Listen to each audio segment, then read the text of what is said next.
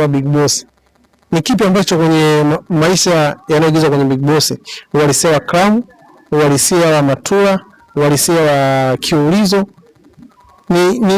ni siri ipi ambayo yani kwa watu ambao wago ukiangalia wanasema hapo kuna funzo kubwa la kujifunza kwenye hizo siri kwa watu watatu ukiwa shabiki sasa? Cha kujifunza kwanza cha Crown kulala kwenye jeneza. Yataka moyo ujue. Unafanya shughuli zako mjini kuto unazunguka unatoa misaada nini, lakini usiku unalala kwenye jeneza. Hivi ingekuwa ni ungefanyaje? Mimi hapo tu kinaniumizaga hicho kitu. Hata nikiliangalia lile jeneza, yaani kuna kitu kinanistua moyo wangu. Lakini kwa mimi naona ni kawaida. Kwa vile anachokitaka amekipata, basi inabidi akitimize. Kuna mtu kwenye tamthilia Big Boss anaitwa ile Tony ni mtu ambaye kidogo ni anaenjoy tu maisha yake. Yaani hajutii chochote. Anatoa kafara anaongeza na nyongeza. Baba kawa kama nyongeza. Hivyo nahisi ungekuwa na mtu kama huyo kwenye maisha halisia sasa, ni ambaye na mtoto kama huyo anakutoa mama afa anatoa na baba nyongeza. Kwa sababu Tony amekuwa na comment nyingi sana, watu wanaenjoy sana. Ni mweza kwa nia au chochote kwenye maisha Big Boss, yana anafurahi tu. Lakini katika kuifuatilia Big Boss tunaona familia ya Tony inasema kuwa hakuwa sawa. Alikuwa katika familia alikuwa anamchukulia kama mtu taira vile. Kwa hiyo labda hata japo kaingia kwenye chama, lakini kale kachembe kwa taira bado kama. Kwa hiyo ni hayuko sawa. Huwezi ukamtoa mzazi wako afu ukasema kile kitu kwa kweli kiliniuma. Nikasema hata mwanangu wa kumzaa mwenyewe kwa kweli akifikia hatua hii bora hata nife kuliko kuendelea kuyaona haya machungu. Inauma hata kama ni wewe jamani, mtoto wako umemzaa na kufanyia vitu kama vile. Naumiaga, na ndio maana nabebaga ule uhalisia wa kuamua kulia. Lakini huwezi kuamini. Mwanangu nampenda sana. Sana. Mimi ni mzazi. Sasa huwezi kujua labda kuna kitu kafanyiwa au ndio masharti yake. Kwa hiyo siwezi kujua, lakini imani yangu inanituma kuwa ipo siku atabadilika. Na mtoto mwenyewe ndio huyo. Hamna baba, hamna nini, mimi na yeye tu. Hasa sana nikikumbuka yale matokeo aliyokuwa ananiambia, mama nikikuwa nini wewe sijui nini. Alafu nikija nikifikiria na Mungu ananifanyia lazima niumie. Hebu waga kuna uhalisia kuwa mtoto wa kiume asipomsaidia mama yake kuna labda huwa alama nyingi za kuja kwa wanawake. Yakuwa kuna mwanamke nyuma ndio mkeka analazimisha asome matumizi kwa mama. Siwezi kusema hilo kwa sababu kama hajaoa kwenye maisha halisia. Kwenye maisha halisia? Hapana.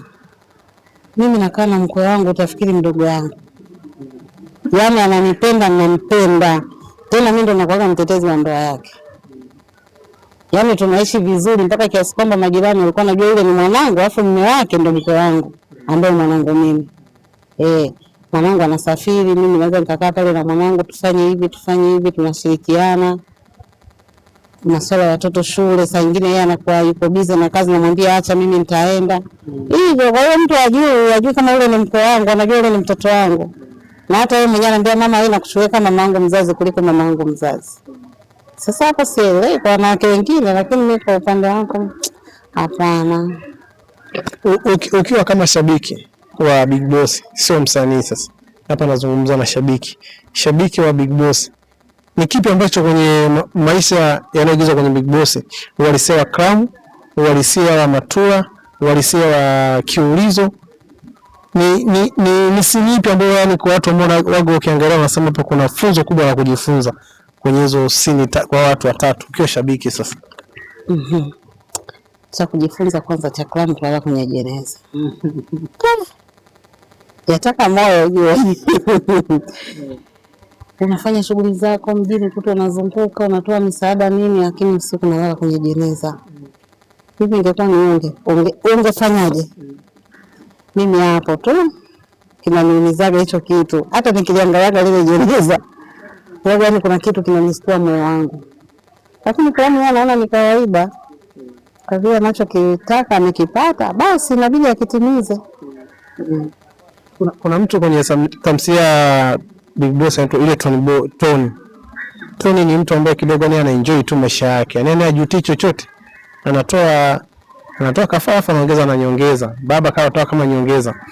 Hivi unahisi ungekuwa na mtu kama huyo kwenye maisha halisia sasa, ni ambaye mtoto kama huyo anakutoa mama afu anatoa na baba nyongeza? Kwa sababu tuone imekuwa na comment nyingi sana, watu wana enjoy sana. Nini mnaweza kuania au mimi chochote kwenye maisha Big Boss, yana nafurahi tu. Lakini katika kuifuatilia Big Boss tunaona familia ya Tony inasema kuwa hakuwa sawa. Alikuwa katika familia alikuwa anamchukulia kama mtu taira vile. Kwa hiyo labda hata japo kaingia kwenye chama lakini kale kachembe kwa taira bado kama. Kwa hiyo ni hayuko sawa. Uwezo ukamtoa mzazi wako afu ukasema nanyongeza tena. Kwa hiyo kuna kachembe bado kama kwa utaira. Yeye anaenjoy maisha lakini akili haiko sawa. Nipe walisia lile jeneza kama unaotumia kwenye Big Boss kalinunua ama akakodi kushutia. Watu wamekuwa nauliza kama anakaa na jeneza. Lile jeneza ni kitendea kazi, ni mali yake. Kalinunua na tuko nalo pale kambini. Ukipita kambini ukaliona ile jeneza mle ndani waga huwa chochote kinakuja cha kukuogopesha. Kwa kweli siku ya kwanza nilivyoingia nikaliona yaani leo ilinipuka, lakini sasa hivi huwezi kuamini nimelizoea, nakaa pale juu nakula chakula. Ukiambia tena mama masharti bana ndiko ingewae kwenye jeneza hapo. Ndio ushafika kwa mwanao sasa ni tajiri na analala kwenye jeneza. Vipi utaweza kulala? Kwenye maisha ya halisia au kazini? Kwenye movie nalala. Kwenye jeneza? Nalala kwa sababu nimeshazoea. Mbona kama analala mimi nisilale nimekuwa nani? Nalala. Nataka uniambie ni scene ipi ambayo ulicheza kwenye Big Boss ambayo unaona kabisa ni scene ambayo waga inakuumiza na ambayo huwezi kuisahau, ile ambayo uko kana kuja kwenye akili yako?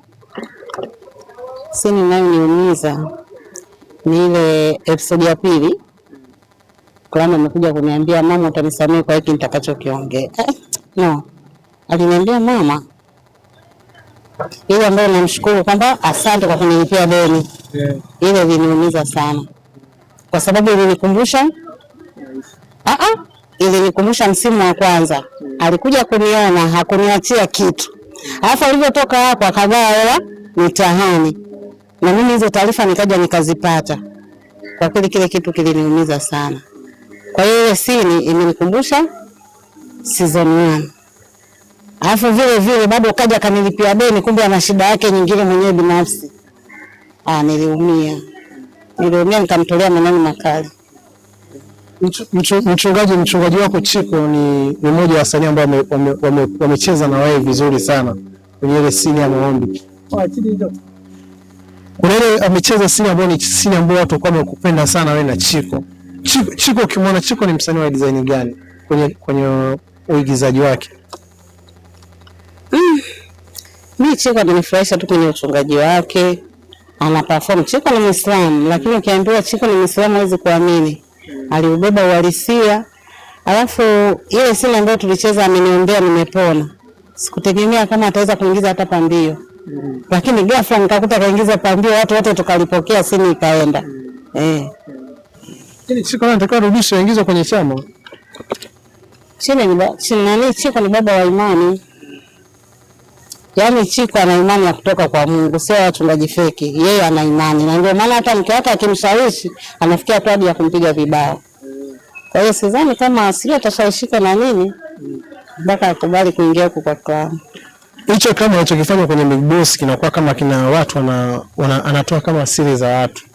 Hususa kwenye Big Boss season 2, hii episode ya mwisho hii, ametumia baadhi ya wasanii ambao wanajulikana Pachamondi na Amo Junior. Watu wamekuwa na complain kama anatumia sasa baadhi ya wasanii kuonyesha siri kwa na wao wanapatikana kwenye hizo chama, ama kuaminisha watu kuwa wale watu wanakuwa na majina makubwa ila wako huku. Unahisi kisa nani kama anawasilisha ujumbe ama alikosea kuingiza wale wasanii wale mapacha wale wasanii? Siwezi kusema kama anakosea kwa sababu Big Boss haijamchagua mtu. Big Boss ni yote anacheza. Kwa maana hata kama kamshirikisha huyo Amo Junior au kama kamshirikisha huyo Diamond, ni wasanii waigizaji kaweka tu mle ili kuongeza idadi ya wasanii. Kwa hiyo sio kama kakosea au sio kama ni watu wa aina hiyo wanafanya, hatuwezi kujua. Lakini mimi naona tu kama kuwashirikisha watu wao ili jina liongezeke. Ulipokutana na mara ya kwanza na Kramu, uliamini leo ungekuwa na jina kubwa kama sasa hivi kwenye sanaa? Kwa sababu ulitumia miaka mingi, lakini kwa Kramu umetumia muda mfupi tu na watu wamekufahamu. Ulipoamua kukutana na Kramu, uliamini kuwa leo jina lako lingekuwa kubwa hivi kirahisi bila nguvu yote uliyotumia? Hapana, sikuamini. Kwa sababu nilijua ndio wale tu. Tunafanya kazi, wengine zinaingia kwenye boksi. Wengine ndio hivi, atakwambia mama kazi haijafika popote, basi unaamua kulizika unakaa. Lakini kwa kweli nimshukuru sana, kamheshimisha. Sasa hivi jina limeongezeka kibao. Napigiwa simu sana, hata nikifanya kitu mtandaoni kinapokelewa.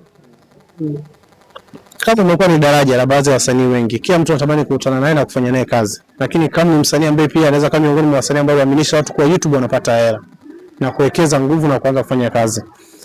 Kama umekuwa kiwabeza baadhi ya wasanii kati ya yeye na Steve wanavyokuwa na ushirikiano maneno, kujigamba kwa anaingiza pesa nyingi, wewe ukiwa kama ni mama, ni kipi ambacho unaweza kuwashauri hiki wanachokifanya baina ya Steve na Kramu? Kutapiana kwa watu, mimi naingiza pesa, mimi na hela, wewe nini? Tunaamini ni wasanii ambao wote ni watoto wako. Kama mzazi, simama kama mzazi, ambacho unaweza kukaa kwa shauri. Kipengele hicho ni kigumu kidogo. Wasimama kwenye sanaa. Nasimama kama mama. Lakini hawezi kujua bifu lao limetokana na nini, au basi tu ndio anatafuta kupandisha majina. Mimi hapa siwezi kusema Kramu mkosaji au Steve mkosaji. Siwezi kujua yule mchokoza mwenzie nani. Lakini naamini Steve ndiye alianza kumchokoza mwenzie. Umekuwa na mtoto wako? Hapana, hata wewe kama unafuatilia, hebu fuatilia vizuri. Hawajaanza leo, wana miaka mingi, kila mmoja akawa analiamsha. Basi ni maisha yao, labda wewe achagua, lakini mimi siwezi kusema sijui niwaingilie. Nitakuwa mtu wa aina gani? Steve sijamzoea, Kramu ni mwanangu. Na siwezi kujua bifu lao linatokana na nini. Unaweza ukakuta kwenye mitandao na bifu, lakini kumbe maisha ya waiani ni marafiki. Na ndio inavyokuwa kwa mastaa wengi. Ukiona Big Boss ulivyocheza kuanzia episode ya season 1 mpaka season 2, unahisi unaidai ama wewe ndio bado unakudai Big Boss? Kivipi yani? Yaani kwenye uigizaji wako ulichokifanya season 1 na season 2, unahisi bado inakudai Big Boss ama wewe ndio bado unaidai Big Boss? Yaani bado unatakiwa scene nyingi wakupe sana kwenye Big Boss? Bado natakiwa nipewe scene nyingi sana. Kwa bado inakudai Big Boss. Na unahisi utaitendea haki kabisa ninavyotakiwa Big Boss? Ndio, nitaitendea kijinsi nitakavyoelekeza jinsi ya kufanya, nitafanya hivyo. Ila hapo kwenye masharti. Umeteseka na mtoto wako na tunaamini mzazi wote waga akubali kumwacha mwanae. Umekuja mjini sasa na ni mtoto wako na unakutana na kile anachokipitia. Je, kama mzazi uko tayari kukaa pamoja na mwanao na kupambana naye iweze kufanikiwa? Kramu ni mtoto wangu na nimekuja mjini, lazima tu nitajua ni changamoto gani anayopitia ili uweze kukabiliana nayo. Ikiwezekana hadi kanisani nitampeleka. Sharti Kramu ni gumu sana kwenye Big Boss. Aondoke yeye ama akutane na mama yake. Kama mzazi unaweza kufanya kitendo kama kile? Hapana. Hakuna sharti gumu mbele ya Mungu. Kikubwa tu ni kuwa na imani na ukiendelea na maombi, naamini kila kitu kitakaa sawa.